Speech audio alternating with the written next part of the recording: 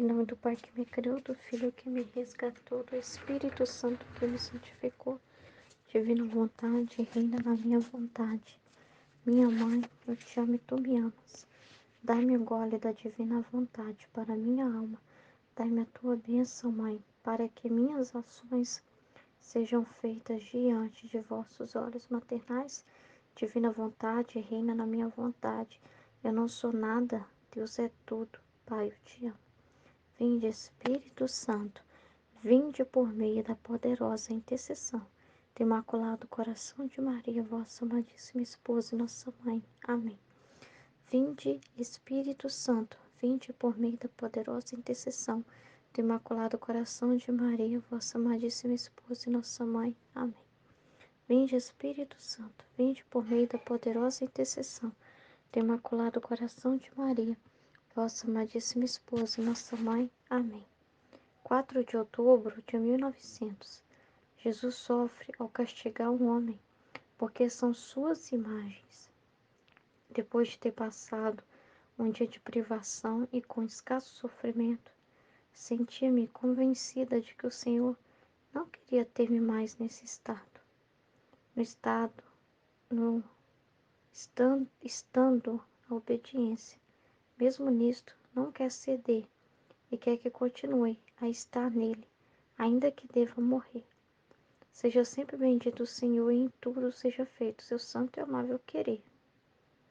Vou ler novamente, que eu não entendi muito o que está escrito. Depois de ter passado um dia de privação e com escasso sofrimento, então, contínuas lutas e sofrimentos que Luísa sente, que ela passa, muito sofrimento, senti-me convencida de que o Senhor não queria ter-me mais nesse estado, que é o estado de vítima. No entanto, a obediência, mesmo nisto, não quer ceder. Então, o sacerdote continua pedindo para ela, ainda que deva morrer. Então, o sacerdote não quer ceder, não quer que ela deixe, de ser essa vítima crucificada por amor a Jesus. Ele sempre dá obediência para ela sofrer. Seja sempre bendito o Senhor em tudo, seja feito o seu santo e amável querer, que é a vontade divina. Então, esta manhã eu vi o bendito Jesus, fazia-se ver em um estado que dava compaixão. Parecia que sofria em seus membros, e seu corpo era cortado em tantos pedaços que era impossível numerá-los, e com voz lastimosa dizia: Minha filha, o que sinto, são penas inenarráveis e incompreensíveis à natureza humana. É carne de meus filhos que é dilacerada. E é tanto a dor que me sinto dilacerar minha própria carne, tá vendo? Que ele sofre, porque nós estamos enxertados nele, como membros dele. Então, se sofremos, ele sofre também, ele sofre os nossos sofrimentos, Jesus continua sofrendo, porque todas as criaturas estão ligadas a ele, e essa ligação é contínua, permanece, Então, Jesus apareceu para ela como na paixão, porque ele apareceu todo machucado, todo dilacerado em seus membros. Quem são esses membros, de Jesus? Quem são parte de Jesus? Nós. Nós somos partes dele, E seu corpo era cortado em tantos pedaços que era impossível numerar.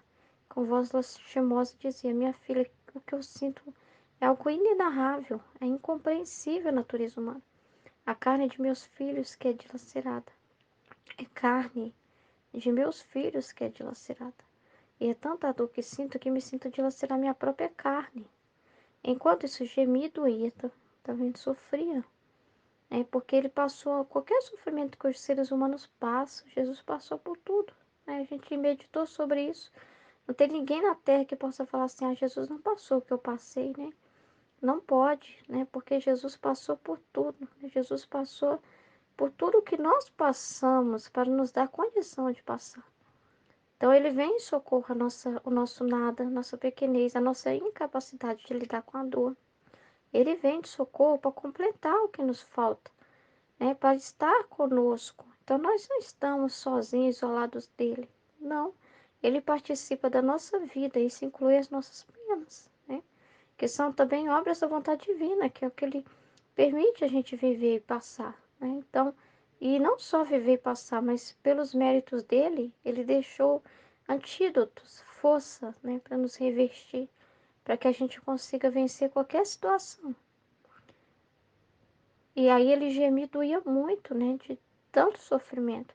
E senti-me enternecedor ao vê-lo nesse estado.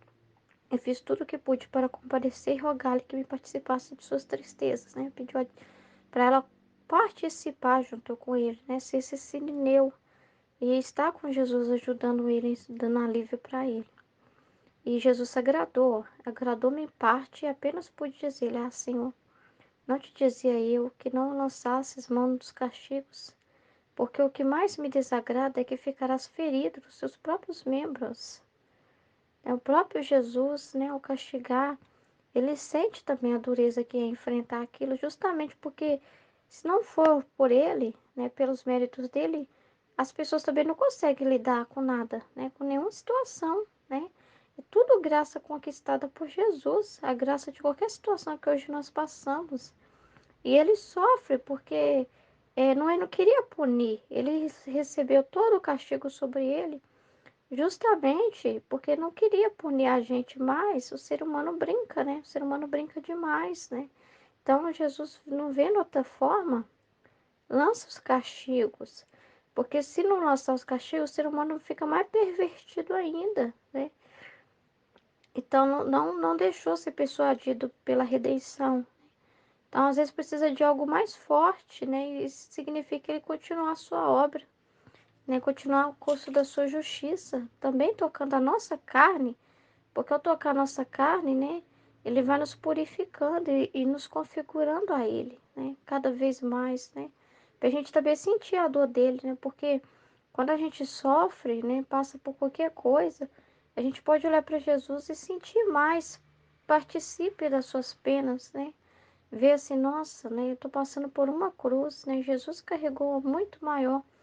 Então você começa a se assemelhar mais, né? Começa a se reconhecer mais nele quando sofre. O sofrimento produz também uma sensibilidade nas pessoas, né?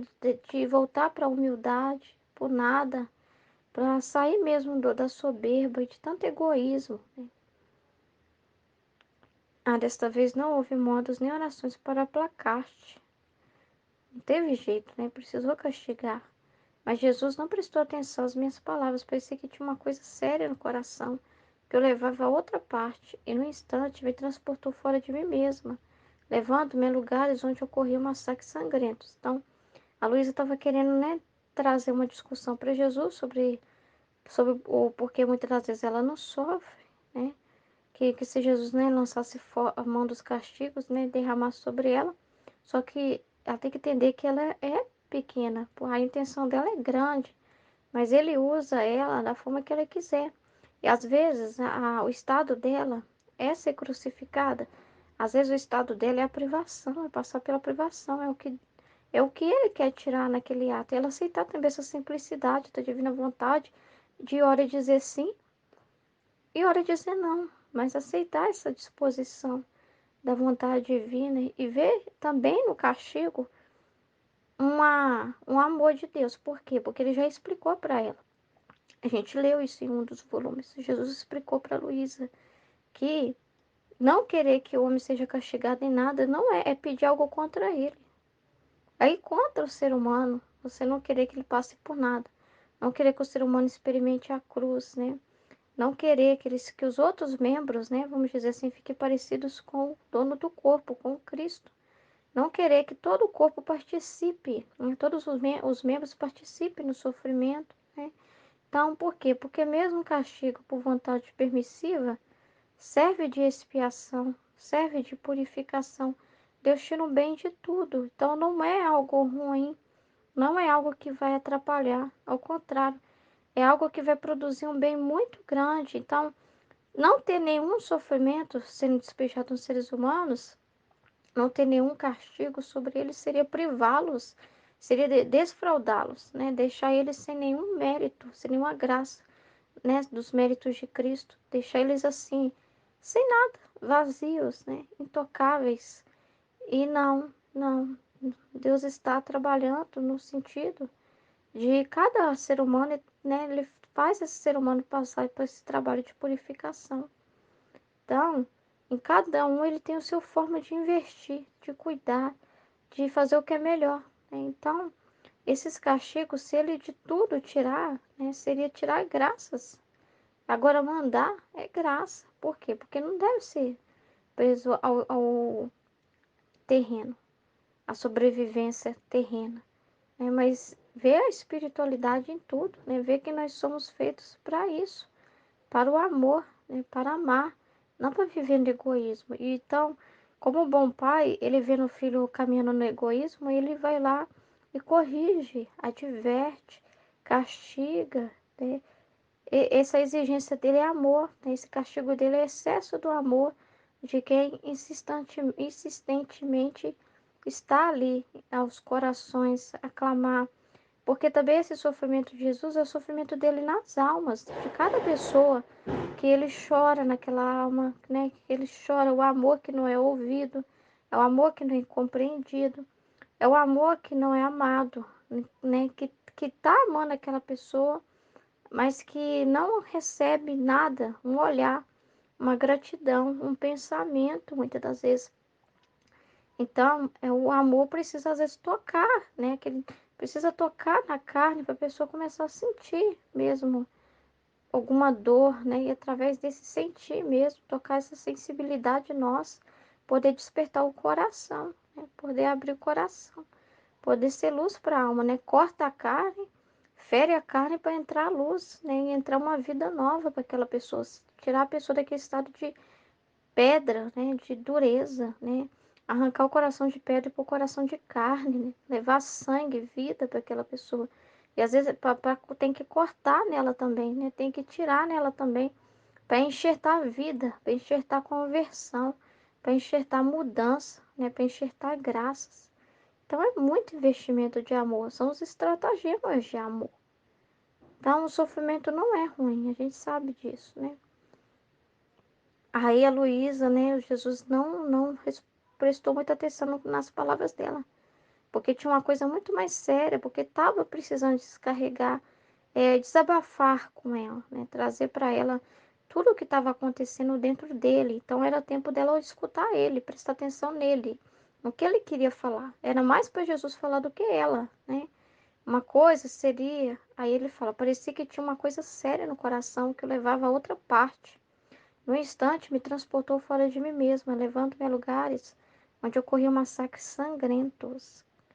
Oh, quantas cenas dolorosas se via no mundo, quantas carnes humanas atormentadas, feitas em pedaços, pisoteadas como se pisa a terra e deixada sem sepultar. Quantas desgraças, quantas misérias. E o pior era que outras coisas mais terríveis deviam acontecer. O bendito Senhor olhou e, comovendo-se de tudo, começou a chorar amargamente. Olha pra você ver como que ele sofre, né? Criaturas, né, saídas dele, né, que são reflexos do amor dele. Então, não é fácil. Eu não podendo resistir, chorei junto. Então, era o momento dela consolar ele. Não era dela ficar falando dela.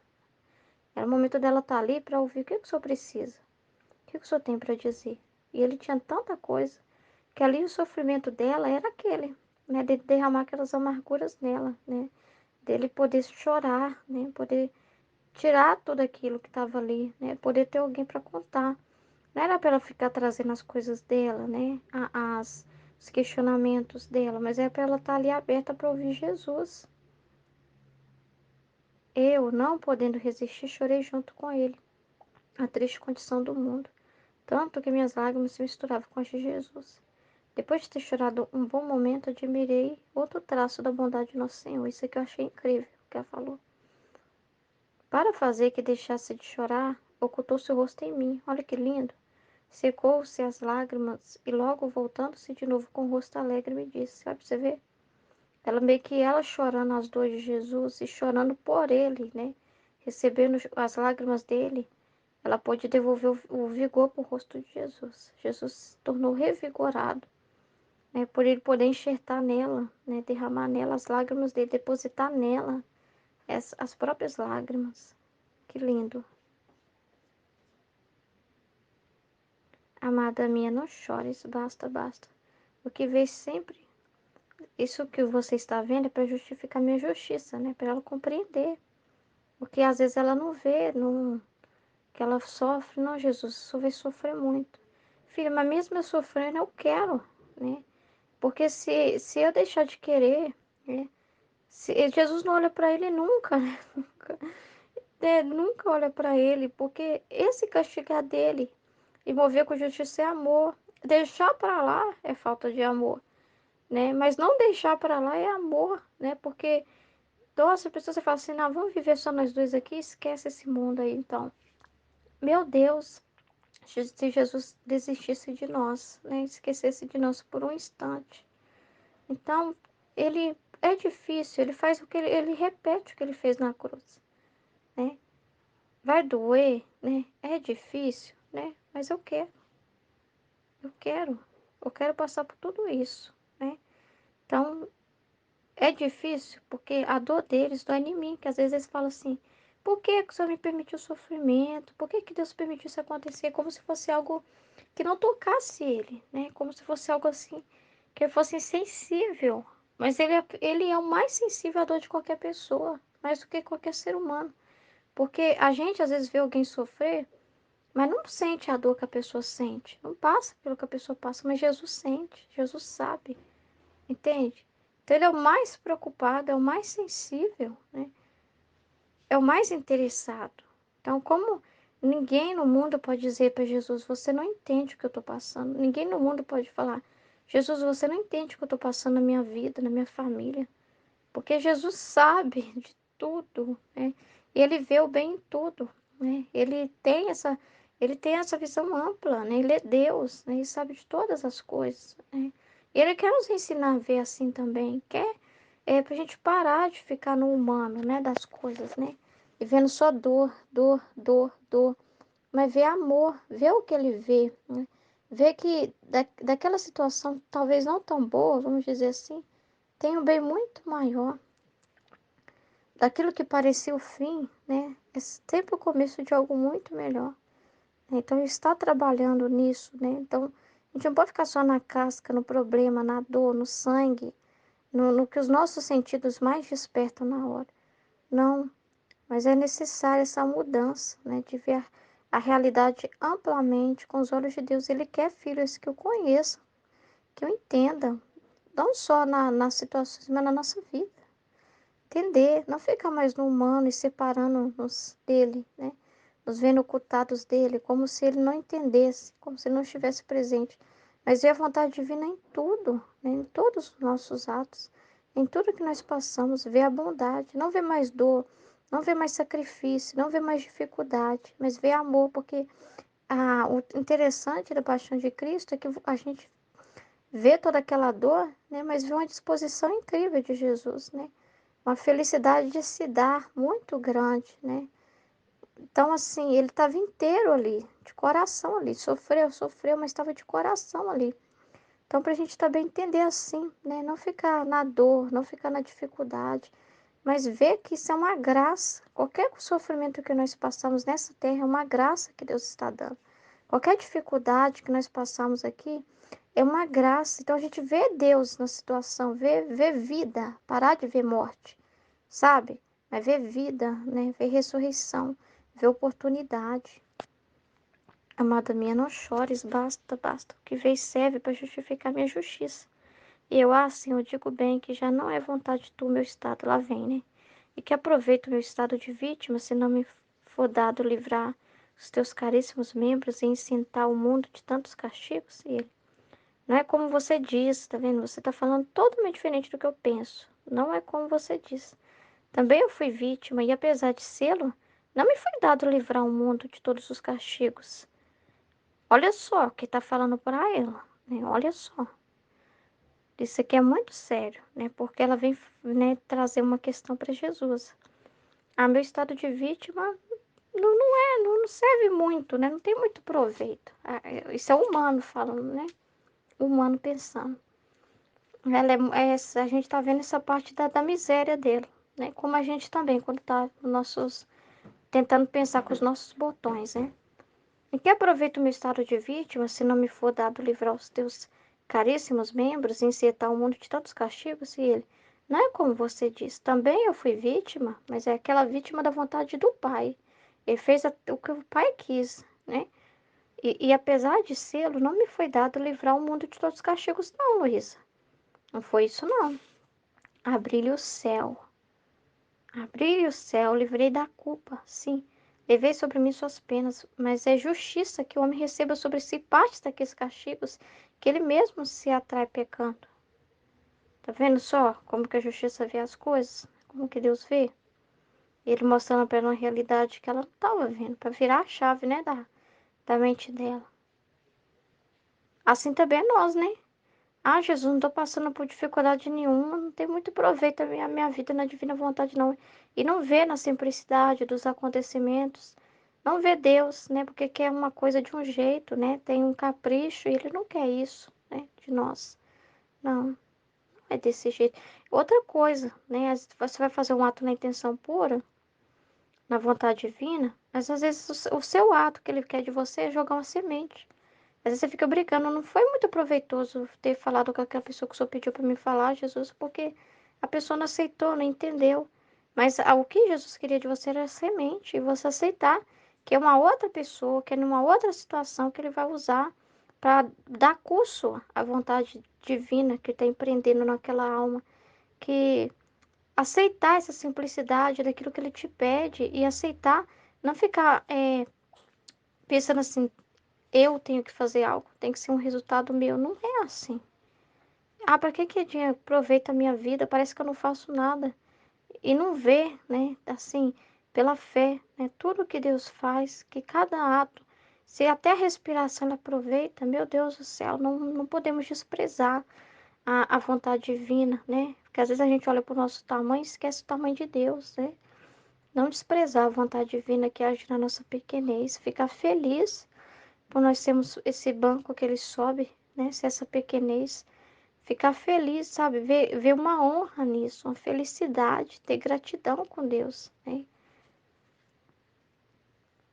E se não fosse pelas vítimas, não só mereceria o simples castigo, tá vendo? Ou seja, a destruição do corpo, mas também a perda da alma. Eis a necessidade das vítimas. Que quem se quiser servir delas, porque o homem é sempre livre na sua vontade, pode encontrar o perdão da pena e o porto de sua salvação. E eu, Senhor, como gostaria de antes que avance mais estes castigos. E ele, se o mundo chega a tal impiedade de não merecer nenhuma vítima, seguro que te levarei. Muito sério isso, né? Se duplicar tanto mal, ao ponto do homem merecer nem vítima, imagina. Ao ouvir isso, disse, Senhor, não permita que permaneça aqui e assistir a cenas tão dolorosas. Jesus quase me repreendeu, acrescentou. Em vez de me pedir que os liberte, você diz que quer vir. Se eu levasse todos os meus, o que seria do pobre mundo?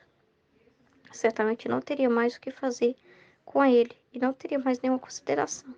Depois disso, eu pedi por várias pessoas e ele desapareceu e retornei em mim mesmo. Então ficou incoerência, né? Porque ela tá pedindo para livrar as criaturas, mas aí pede para ela ir embora, né? E ele está explicando, quando faltar vítima no mundo, misericórdia. Queira ser usado o quanto eu quiser, minha filha, né? Queira estar aqui o quanto eu quiser. Queira estar disponível para mim o quanto eu quiser, né? Quanto eu puder te manter aqui, né? Então, está repreendendo, explicando isso para ela, né? E depois ela faz os pedidos, as intenções dela pelos irmãos, né? Pelas pessoas. Amém? Em nome do Pai, do Filho e do Espírito Santo. Amém, Fiat.